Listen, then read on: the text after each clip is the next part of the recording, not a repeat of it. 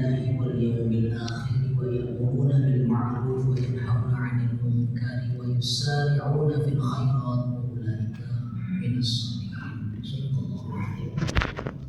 Alhamdulillah, kita panjatkan puji syukur kepada Allah Subhanahu wa taala bahwa Allah Subhanahu wa taala masih memberikan iman dan Islam kepada kita sehingga pada kesempatan subuh hari ini Allah Subhanahu wa taala memberikan kesehatan sehingga kita masih bisa berdoa, berzikir. Puncaknya adalah sholat berjamaah bersama-sama di masjid ini.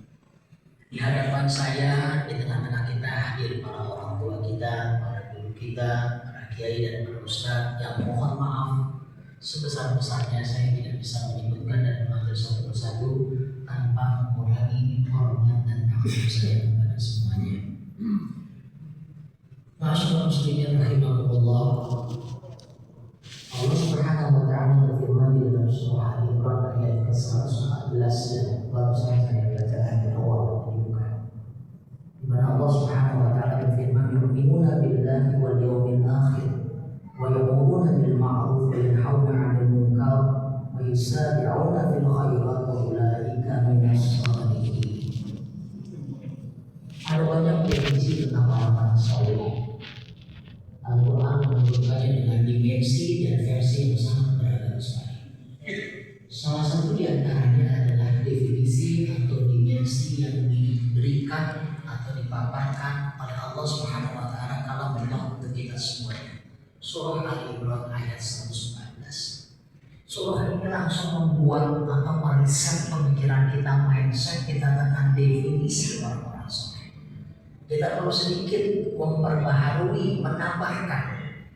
Izinkan saya untuk menambahkan definisi orang-orang saleh.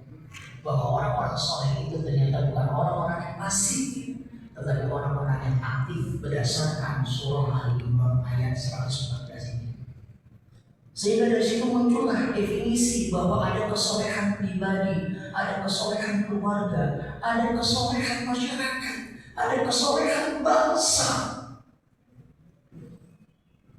Ayat ini juga menceritakan secara global bahwa kesolehan itu bukan sebuah sifat, tapi dia sebuah karakter. Sehingga kalau dia menjadi sebuah karakter yang mampu menjadi agen perubahan, yang dalam bahasa Al-Quran sebagai khalifatullah fil ardh, itulah orang-orang soleh. Di dalam Islam, orang-orang soleh tidak dilabelkan pada orang-orang tertentu saja, pada peringkat dan jabatan tertentu saja, tidak. Di dalam Islam, orang-orang soleh itu berlaku untuk seluruh umat Islam, muda, tua, perempuan, laki-laki, tinggal di desa, tinggal di kota. Bahkan kalau sekarang kita mendefinisikan tingkat orang dengan pendidikan, orang yang tidak mengenal salah pendidikan, orang soleh itu adalah orang yang panggilannya berdasarkan dimensi surah Al-Imran ayat 114. Jamaah rahimakumullah wa hafizakumullah, betul ada dimensi yang lain di dalam surah-surah yang lain dijelaskan. Ciri-ciri utama, ciri-ciri orang soleh adalah akan bersama dengan para nabi, para siddiqin, syuhada, was-shalihin. Kenapa mereka seperti itu? Dimensi itu menceritakan bagaimana pertumbuhan istiqomah mereka memegang diri iman dan perjuangan mereka. Jadi dimensinya. Nah, kali ini saya mengajak diri saya dan kita semuanya jemaah sholat subuh atau para mu'takifin maupun mu'takifat yang ada di balik tirai. Mari kita ke surah Al-Imran ayat 114. Yang pertama ciri-cirinya itu adalah hati dari orang-orang saleh itu adalah yu'minuna billahi wal yawmil akhir. Beriman kepada Allah dan yaumil akhir. Basic, fondasi kesolehan seseorang itu adalah dasarnya iman kepada Allah dan iman kepada yaumil akhir.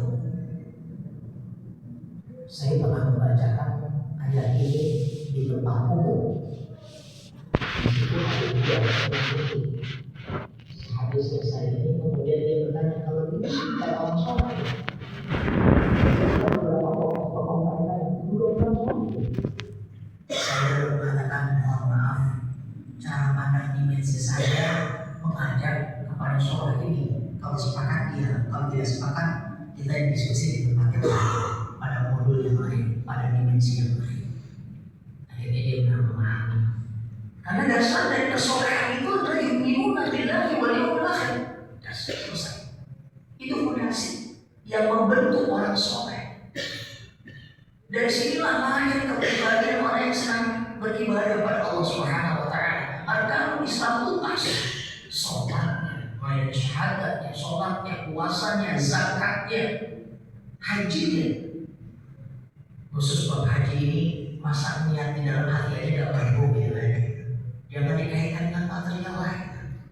Umat Islam itu berniat haji, wajib niatkan saja, ya Allah, aku berniat untuk berangkat haji. Kapanpun waktunya Allah yang tentukan. Aku akan berusaha untuk mencapainya sesuai dengan kemampuan kemanusiaan, bukan ya?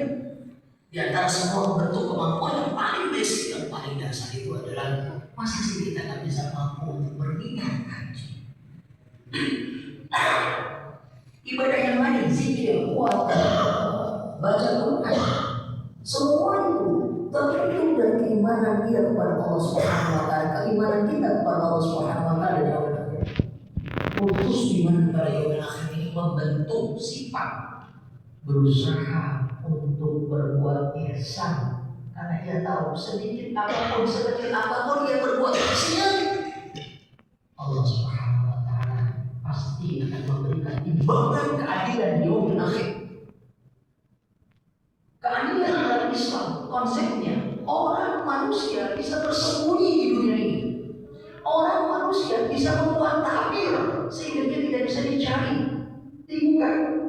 Tapi di hadapan Allah Subhanahu wa taala ada sebuah keadilan yang hakiki. Iman pada yaumil akhir ini menyebabkan orang punya rem untuk tidak berbuat zalim atau menzalimi orang, atau berbuat maksiat, atau berbuat setuju atau pro dengan semua bentuk kemungkaran ini. Iman pada yaumil akhir. Saya pernah ditanya oleh beberapa sahabat teman di KPK, gimana cara mencegah agar orang kita bisa mensosialisasikan anti korupsi? Gampang, iman pada yaumil akhir. Orang yang punya iman pada yaumil akhir makanya tidak akan berani korupsi, mengambil uang orang, mengambil duit orang. Kenapa? Sepandai-pandai dia menutupi semuanya di dunia, di yaumil akhir Allah buka sesungguhnya ada pengadilan yang akan dihakiki. Ia bisa punya pasukan besar, ia bisa punya pengaruh besar, tapi di hadapan Allah di yaumil akhir semuanya sama makhluk Allah lah yang menentukan segala sesuatunya.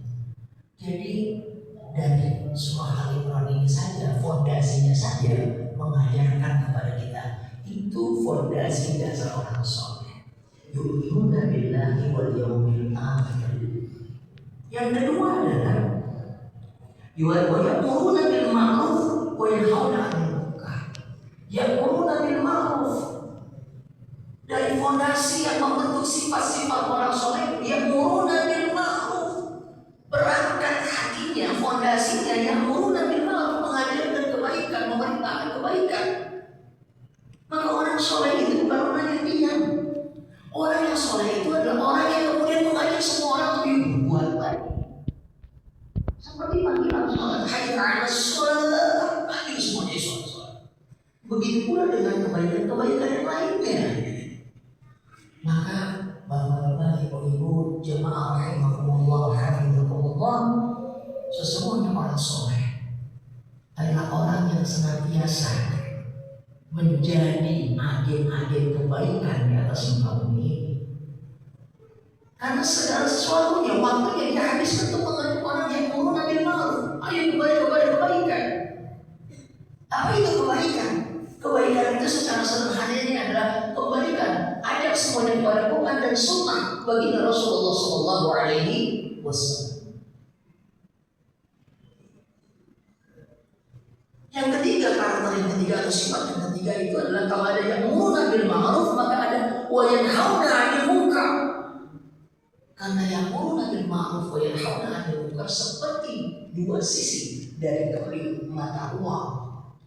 Kalau ada orang yang memerintah kebaikan lalu yang pro kepada kemungkaran, salah. Kalau ada orang yang selalu mencegah kemungkaran, kemudian tidak setuju dengan kemaksiatan, tapi dia tidak pernah mengajak kepada kebaikan, salah. Dia harus jadi satu seperti sebuah mata uang. Yang mudah dimau, oleh haudan, mudah. Maka Bapak Ibu, bahwa orang soleh adalah orang yang senantiasa berusaha mencegah kemungkaran, meskipun dia tidak mampu, setidaknya hatinya itu tidak setuju dengan kemungkaran. Hatinya setidaknya paling lemah, selemah-lemah iman. Hatinya menolak semua bentuk kemaksiatan kemungkaran yang ada di depannya yang dia tidak bisa mampu untuk mengukurnya. Sangat luar biasa sekali definisi. Yang pertama fondasi, yang kedua menjadi amal sifat, kegiatan aktivitas, dan yang terakhir paling penting yaitu wansaruna fil khairat, menjadi pelopor kebaikan. Ini karakter kesolehan yang menjadi karakter, karena dimanapun ia berada, ia menjadi pendepan terdepan dalam mengajukan kebaikan, terdepan dalam mencegah kemungkaran ataupun kejahatan ataupun kemaksiatan. Pada seorang yang soleh adalah orang yang hatinya tidak tenang kalau di lingkungannya belum ada yang mau ikut dalam kesolehan. Ia selalu maju. Maka di dalam Islam Bapak dan Ibu, berdakwah adalah bukan guru, kiai, dan ustaz. Siapapun bisa berdakwah, menyampaikan satu ajaran yang tetap, ajak kebaikan kepada semua orang, bicara dalam bahasa yang universal. Ini semua kebaikan. Maka dakwah itu harus muncul menjadi bagian dari karakter kita sebagai seorang muslim. Kita muslim, kita mesti bisa untuk berdakwah, mengajak kepada kebaikan dan mencegah kemungkaran. Itu maksudnya. Maka di lingkungan kita, yuk mulai dengan lingkungan yang sederhana. Kita ajak anak istri keluarga kita untuk tidak buta huruf Al-Quran. Malu kita kalau seorang muslim di dalam keluarganya ada yang tidak bisa membaca Al-Quran. Malu kita ketika kita dan keluarga kita masih ada yang menunda sholat. Wayusari'una fil khairat. Ia selalu mengajak orang untuk ke depan, bukan masalah waktu. Di dalam kajian 2 malam yang lalu saya tegaskan bahwa kita nggak pernah bisa mengendalikan waktu. Tiba-tiba waktu lebih. Saat itu sudah terlambat bagi kita untuk menyadari alhaakumut takatsur, berlomba-lomba dalam semua kesibukan yang ada. Sekarang kita balik, berlomba-lomba dalam semua kebaikan yang ada. Orang soleh adalah orang yang semua aktivitas kegiatannya, hidup dan kehidupannya, muamalahnya dilandaskan kepada 4 karakter tadi. Muamalahnya dilandaskan kepada iman kepada Allah dan yaumil akhir. Muamalahnya adalah dalam rangka amar ma'ruf nahi munkar.